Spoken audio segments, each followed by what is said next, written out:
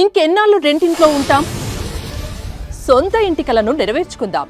Suman TV biggest property expo October 18th, 19th HSCC Novotel Hyderabad. ఇప్పుడే free entry కోసం call చేయండి. అందరికీ నమస్కారం. నేను Swaroopa Potlapalli. Welcome to Suman TV. ప్రస్తుతం నాతో పాటు ఉన్నారు టెక్స్టైల్ ఎక్స్పర్ట్, శారీ రివైవలిస్ట్, అలాగే కవిధార హ్యాండ్లూమ్స్ ఫౌండర్ కొండ కవితారెడ్డి గారు. ఆవిడతో మాట్లాడి ఈరోజు శారీస్ గురించి అనేక ఇంట్రెస్టింగ్ విషయాలు తెలుసుకుందాం. నమస్తే కవిత గారు. నమస్తే అండి.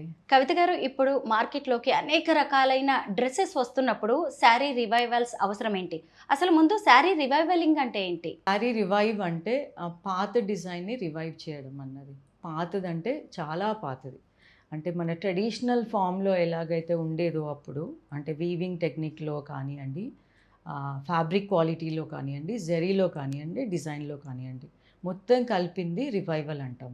సో పాతదంటే మన అమ్మమ్మ అప్పటిది, దానికన్నా ముందు చీరలు, ఒక 100 నుంచి ముందు చీరలన్నీ కలిపి రివైవల్ అని తీసుకొస్తాం.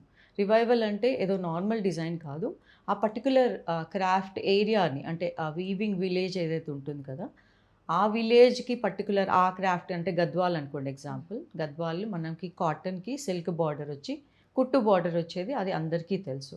సో అట్లాంటి టెక్నిక్, అట్లాంటి రుద్రాక్ష బార్డర్ వచ్చేది, అది ట్రెడిషనల్ ఫామ్.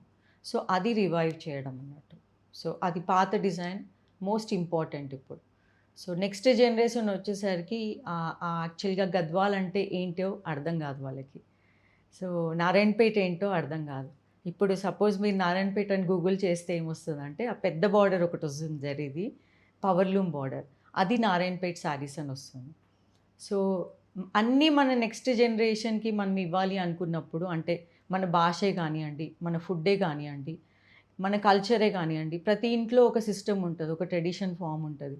అదే కానీ లేదు మన ఇంట్లో ఇట్లానే ఉంటుంది, ఇలాగ చేయాలని నేర్పించినప్పుడు టెక్స్టైల్లో ఎందుకు ఉండొద్దు అన్నది నాది చాలా బాగా స్ట్రాంగ్ ఒపీనియన్ నాది.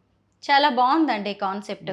అయితే కవిత గారు, ఇప్పటికే మనం గద్వాలు చూస్తున్నాం, నారాయణపేట, పోచంపల్లి, వెంకటగిరి, ధర్మవరం, ఇలా చెప్పుకుంటూ పోతే మనవి ట్రెడిషనల్ వీవింగ్ చాలా ఉన్నాయి శారీస్. అయితే ఆల్రెడీ ఇవి జరుగుతూనే ఉంది వీవింగ్ అనేది. అలాంటప్పుడు పాత చీరను తీసుకొని మళ్ళీ కొత్తగా తయారు చేయాల్సిన అవసరం ఏంటి? ఎగ్జాక్ట్లీ. సో ఇప్పుడు చెప్పినట్టుగా మన పాతది ఏదైతే స్టైల్ ఉంది అన్నది మనకి ఉండిపోవాలి. మన ఇండియన్ ట్రెడిషనల్ టెక్స్టైల్స్ ఎంత బ్యూటిఫుల్ టెక్స్టైల్స్ అంటే, ప్రతి స్టేట్లో టెక్స్టైల్స్ ఉంది, ప్రతి స్టేట్లో శారీ వేసుకునే వాళ్ళం, ప్రతి స్టేట్లో ఆ ట్రెడిషనల్ ఫామ్, ఆ ట్రెడిషనల్ డిజైన్ ఉంది. ఆ ఎసెన్స్ ఎందుకు వదులుకోవాలి మనము? ఎంత బ్యూటిఫుల్, ఇంటర్నేషనల్ మార్కెట్లో ఎంత అప్రిషియేట్ చేస్తున్నారు మన డిజైన్స్ని. నేను రీసెంట్గా ట్రావెల్ చేసినప్పుడు యూఎస్లో కూడా ప్రతి మ్యూజియంలో మన టెక్స్టైల్స్ ఉంటుంది. అక్కడ పాత టెక్స్టైల్స్ తీసుకొని దాచే అంత అవసరం ఏమొచ్చింది? బికాజ్ మనకు అంత డిజైన్ వాల్యూ ఉంది, మన ఫ్యాబ్రిక్ వాల్యూ ఉంది దాంట్లో ఉన్నప్పుడు, కొంచెం మనం దాన్ని రివైవ్ చేస్తే అయిపోతుంది కదా అనేసి నా ఒపీనియన్. మన అమ్మమ్మల నాటి చీర అంటే అప్పటికే ఒక 50-60 ఏళ్ళు గడిచిపోయి ఉంటుంది, వాళ్ళు కట్టుకుని ఉంటారు. ఆ శారీస్ చీకు పడుతూ ఉంటాయి, అలాగే కలర్ వెలిసిపోతూ ఉంటుంది. అలాంటి చీరల్ని మీ దగ్గరికి తీసుకొస్తే వాటిని కొత్తగా ఎలా మారుస్తారు? మార్చలేము, కొత్తగా వీవ్ చేయొచ్చు. It's good. లైక్ ఎవరన్నా తీసుకొచ్చి ఇది మా పాత చీర, మా నానమ్మదో అమ్మమ్మదో ఉంది అంటే కనుక కాపాడండి, దాన్ని చినిగిపోయినా సరే కాపాడండి. అట్లీస్ట్ డార్నింగ్ చేపించేసి దాన్ని మ్యూజియం పీస్ లాగా హ్యాంగ్ అన్నా చేయండి, ఫ్రేమ్ కట్టించండి, లేకపోతే అలాగే ఫోల్డ్ చేసి నీట్గా ఒక మస్లిన్ ఫ్యాబ్రిక్లో ఫోల్డ్ చేసి అలాగే పెట్టండి. ఫ్యూచర్ జనరేషన్ కన్నా యూజ్ అవుతుంది. ఇట్స్ ఎ ట్రెజర్ అండి అది. రాను రాను వాల్యూ కూడా ఇంటర్నేషనల్ మార్కెట్లో దాస్తున్నారు, మనం ఎందుకు దాయద్దు? నేనైతే నాకు నాలెడ్జ్ వచ్చినప్పటికీ మా మదర్కి, మా చిన్నమ్మకి, అందరికీ ఏదైనా పాత చీరలు ఉంటే తీయకండి, ఎవరికి ఇవ్వకొద్దు, నాకు ఇచ్చేయండి అని చెప్పాను. నేను తీసేసుకుంటా ఈజీగా. ఇప్పటికీ అట్లా కాపాడినవి ఉన్నాయి. ఎందుకు? ప్యూర్ సిల్వర్, గోల్డ్ వెళ్తుంది దాంట్లో, జరీలో. అంటే ఎంత వాల్యూ ఉంది మనం ఒక చీరలో. ఇప్పుడు దాంట్లో వాల్యూ ఎక్కడుంది చెప్పండి? ఇప్పుడు దాంట్లో వాల్యూవే లేదు. మనం ఏది వేసుకున్నా వాల్యూవే లేదు.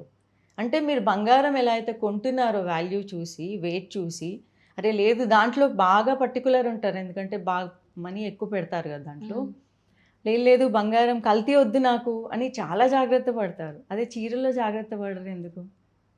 పడాలి కదా. ప్యూర్ సిల్క్ ఉందా లేదా, అరే జరీ బాగుందా లేదా, కొంచెం ప్రైస్ అయినా పర్లేదు నేను పెడతాను, నాకు ఉండిపోతుంది, నా కోడలికి ఉంటుంది, నా కూతురికి ఉంటుంది అని ఎప్పుడు అనుకోరే? అనుకోవాలి కదా కొంచెం అన్నా. ఇప్పుడు రాను రాను ఏమైపోతుందంటే ప్రైస్కి పడిపోవడానికి కారణం వల్ల సింథటిక్ యాడ్ చేసి, డిఫరెంట్ జెరీ యాడ్ చేసి, ఎంత టెక్స్టైల్ డిజైనర్ అయినా నేనైనా సరే ఒక్కోసారి అబ్బా ఏంటిది చేయాల్సిందే అవసరం పడిపోతుంది మాకు కూడా. అంటే డెస్పరేట్గా మార్కెట్లో సర్వైవ్ కావాలి, ఉన్న వీవర్స్కి మేము కనెక్ట్ అయ్యి ప్రామిస్ చేసిన వీవర్స్కి లేదులే నేను ఉంటా మీతోటి అన్నప్పుడు ఒక్కొక్కసారి మేము కూడా సరేలే అనాల్సిన పరిస్థితి వస్తుంది. ఎందుకు వస్తుంది అంటే మార్కెట్ వల్ల. నేననే కాదు, ప్రతి ఒక్క మాస్టర్ వీవరే ఉండనియండి, ప్రతి ఒక్క డిజైనరే కానివ్వండి, అందరూ అంతే. సో మార్కెట్ చాలా పెరిగింది శారీస్కి బికాజ్ ఆఫ్ చిన్న చిన్న బిజినెస్ మోడల్స్ వచ్చినందువల్ల. కోవిడ్ తర్వాత ఉమెన్ చాలామంది స్టార్ట్ చేశారు ఆన్లైన్ అని, ఇంట్లో నుంచి స్టార్ట్ చేశారు, విచ్ ఇస్ గుడ్. బట్ నేను అనేది ఏంటంటే స్టార్ట్ చేసే ముందు at least know about your sari, fabric గురించి నేర్చుకోండి, ఆ ట్రెడిషనల్ ఫామ్ గురించి నేర్చుకోండి, అది టెక్నికల్గా ఎలా అవుతుందో నేర్చుకోండి. అప్పుడు ఏమవుతుందంటే you will connect with the fabric. నేను 2000లో స్టార్ట్ చేశాను, అంటే 99 బ్యాచ్ నాది. సో ఎన్ఐఎఫ్టీలోంచి చేశా, డిగ్రీ తర్వాత చేశాను. నేను చేసినప్పటి నుంచి కూడా ఎలా కనెక్ట్ అయ్యేదాన్ని అంటే వీవర్కి, లూమ్కి నాకు తొందర ఏమి ఉండేది కాదు యాక్చువల్గా. నేను మెల్లగా నేర్చుకుంటా కానీ కరెక్ట్గా నేర్చుకుంటా అన్న ప్యాషన్ చాలా ఎక్కువ.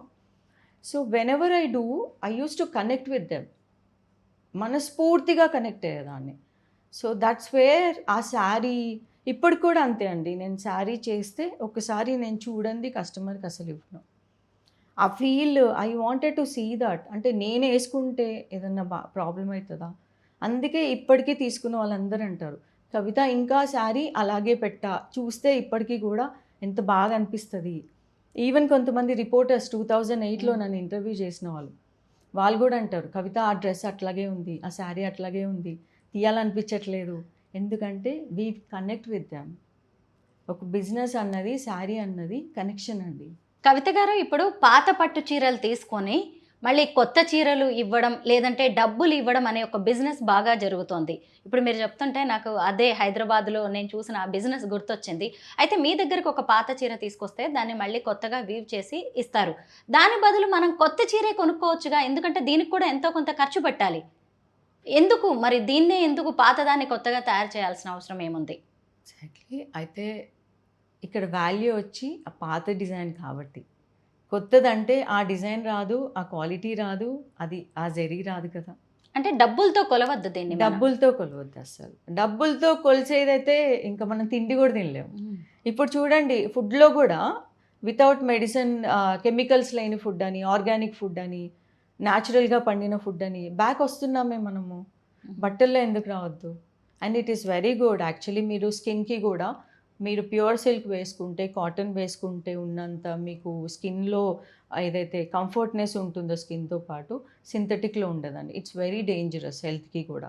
అంటే మీకు సైంటిఫికల్లీ చాలామంది ఈ మధ్య ప్రూవ్ అవుతుంది, నేను చాలా రిపోర్ట్స్ చదువుతున్నాను ఏంటంటే సింథటిక్ వేసుకుంటే ఈ ప్రాబ్లమ్స్ వస్తుంది. రీసెంట్గా కిడ్స్ వేర్లో ఒక గుర్తుకు లేదు బట్ నేనే షేర్ చేశాను దాన్ని. కిడ్స్ వేర్లో సింథటిక్ ఉన్నందువల్ల వాళ్ళకి స్కిన్ ఎలర్జీస్ వచ్చాయంట, ఒక ఫుల్ స్టేట్ మొత్తం. ఇమాజిన్ ఎంత ఎఫెక్ట్ అవుతుంది. పిల్లలు కాబట్టి తొందరగా తెలుస్తుంది, మనకు తెలుస్తున్నా కానీ మనం ఇది కాదులే ఇంకేదో ఉండుంటుంది అనుకుంటుంటాం. సో అబ్జర్వ్ చేయండి అసలు ఏమవుతుంది బాడీలో, ఏం చేంజెస్ అవుతుందో, that is more important. Back to roots అని చెప్పి మనం ఇప్పుడు ఫుడ్ విషయంలో కూడా వెనక్కి వెళ్ళి పాత పద్ధతుల్ని అనుసరిస్తూ ఉన్నాం. సేమ్ శారీస్, క్లాతింగ్ విషయంలో కూడా అలా చేస్తే మంచిదంటారు. ఎగ్జాక్ట్లీ. సో మీకే ఆనందంగా ఉంటుంది.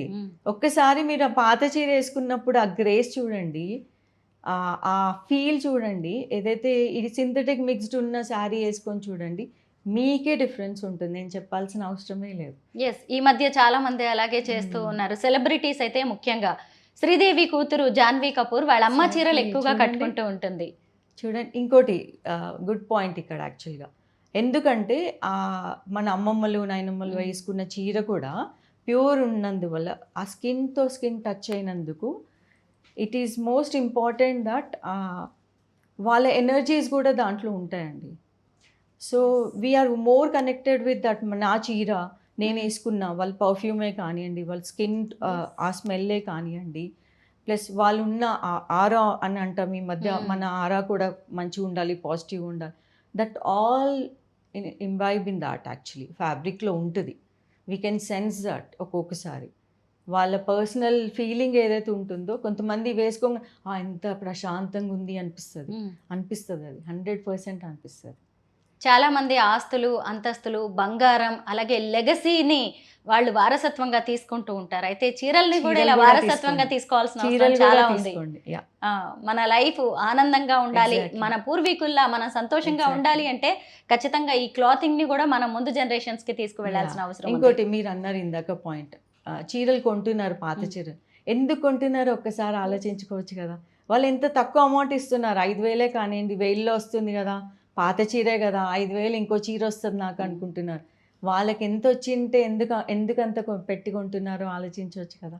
అంటే జరీలో ప్యూర్ జరీ వస్తుంది, గోల్డో సిల్వరో వస్తుంది, ఏదో ఒకటి యూజ్ చేస్తున్నారంటే ఏదో ఉండుంటుంది అక్కడ రీజన్. అంత సింపుల్ థింగ్ మర్చిపోతున్నామే అక్కడ. శారీ రివైవల్స్ గురించి చాలా మంచి విషయాలు చెప్పారు. థ్యాంక్ యూ సో మచ్ కవిత గారు. థ్యాంక్ యూ అండి.